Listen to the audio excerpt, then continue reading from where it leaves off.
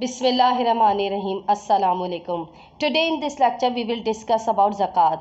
Zakat is one of the five pillars of Islam. As Muslim we must always share our good fortune with those who are less fortunate. Zakat is the share a Muslim pays from his or her property to help the poor. At the end of the year, every Muslim pays 2.5% of what he owns.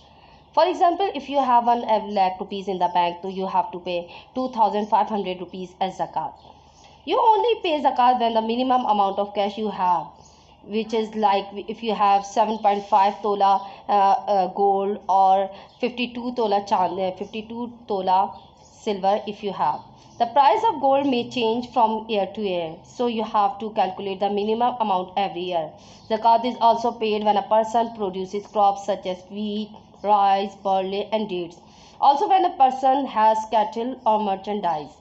A person who produces crops should pay 10% of his crops as zakat. This is true if his land is watered by rain, but if his land is watered by using water pumps or canals, then he pays only 5%. He pays less in the case because he has to pay more money to water his land.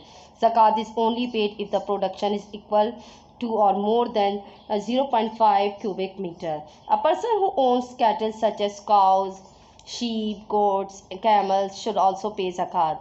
This depends on the number of cattle he has and the kind. A person doesn't have to pay zakat in crops and cattle, but he may pay an equivalent amount in cash. A businessman who deals with merchandise such as appliances, clothes, groceries, hardware, and similar items should also pay zakat.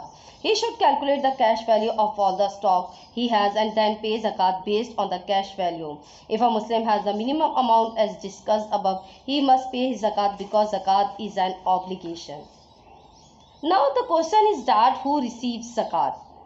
Who receives zakat? Now I am discussing right now. It is stated in the Quran those who may receive zakat. Number one, the poor. These would be people who are so poor that they have almost nothing. Number two, the needy. People who are not as poor but do need help. Often they are too proud to ask others for help.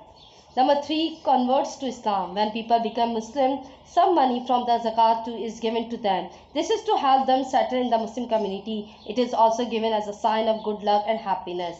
Number four, Muslim prisoners. Muslim prisoners of war are given zakat to help pay a ransom for their release. Number five, zakat collector. These are people appointed by the government to collect zakat. They receive their wages from zakat. Number six, Muslims in debt. Some people are totally unable to pay back their debts and are in serious need of help. Number seven, Muslims in service for the cause of God, for the cause of Allah. These are the who are volunteer to protect Muslim lands, or those who do research, or those who help to spread Islam because they receive no wages for this work. Zakat helps to pay their expenses. Number 8, Muslim travelers. Islam encourages traveling, but sometimes travelers get stranded in a foreign land. Zakat money is used to help them. Those who receive zakat should not contribute to zakat. Those who receive enough zakat for their needs should not accept any more. Sometimes zakat is given directly to those who need it. Zakat is also given to organizations who look after the needy. Zakat is given first to the poor who cannot work, rather than the poor who can work. Now, what is the effect of zakat in our society? The word zakat means purify. It means it's provide purity to our money. Zakat is more than obligation and devotion. It is purity in the widest sense. Zakat purifies the property of Muslims. Before zakat is paid, the property is not pure. Some belongs to the poor. The poor receive their share through zakat. The remainder belongs to the owner, and it is purified. Zakat purifies the heart of those who pay it from selfishness and greed.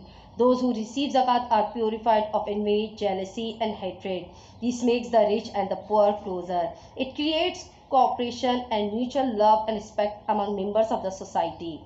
Zakat is a relief fund for the needy, but zakat is not intended to be the solution of the poverty. Only working cures poverty. Zakat may be used to create jobs by building hospitals, schools, factories, and more. Zakat creates a feeling of social responsibility and security among members of the society.